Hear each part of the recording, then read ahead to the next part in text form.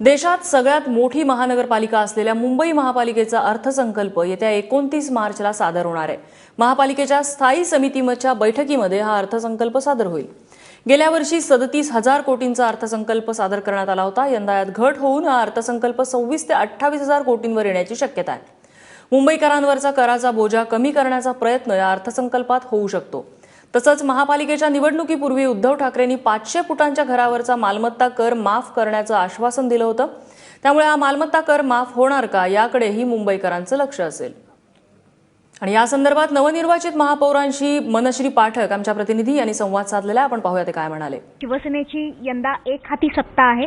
शिवसेना या बजेटकडनं काय अपेक्षा करताय? बरेचसे प्रोजेक्ट काही केंद्र सरकारच्या काही परवानग्या असतात, काही टेक्निकल प्रश्न असतात, त्यामुळे प्रत्यक्षात तो निधी वापरला जात नाही। तो निधी परत पुढच्या वर्षी परत बजेटमध्ये येतो आणि अशा पद्धतीने मग ते बजेट असं फुगलेलं दिसतं। तर प्रत्यक्षात ते वास्तववादी अशा प्रकारचं रिअलिस्टिक अर्थसंकल्प असावा ही आमची भूमिका आहे। साधारणतः करांचं प्रमाण कमी करता येईल, परंतु पूर्णपणाने माफ करता येणार नाही। आणि मुख्यत्वे करून आमचे शिवसेना पक्षप्रमुख आदरणीय उद्धवसाहेब ठाकरे यांनी 500 फुटापर्यंतच्या घरांना मालमत्ता करातनं सूट देण्याच्या संदर्भात आणि सवलत देण्याच्या संदर्भामध्ये वचननाम्यामध्ये आम्ही शब्द दिलाय, तो निश्चित स्वरूपामध्ये येणाऱ्या काळामध्ये आम्ही पूर्ण करण्याचा प्रयत्न करू। शिवसेना पक्षप्रमुखांचं मुंबईच्या विकासाचं जे निश्चित स्वरूपाचं स्वप्न आहे त्या दृष्टिकोनातून अर्थसंकल्प असेल याची मी तुम्हाला ग्वाही देतो।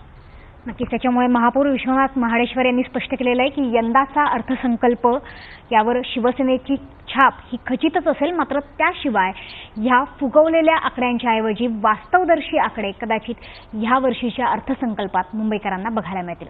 कॅमेरामन सचिन शिंदेसह मनश्री पाठक, एबीपी माझा, मुंबई।